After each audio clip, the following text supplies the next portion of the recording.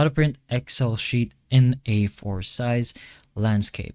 So before doing this, you gotta put in mind that there will be a guideline over here on your Excel. So here's the bottom part of the page and the side part of the page. This vertical shape will pretty much just show you what's going to fit inside your band paper or your single page. So in our case, it's just this entire part. So again, just the guidelines for a single page. But once you have that in mind, you can just go ahead and press on CTRL and then P at the same time, or you can go ahead to your file over here and then into the print section. What you're going to do now is choose the portrait orientation as landscape, and then letter over here or the type of page you want as A4.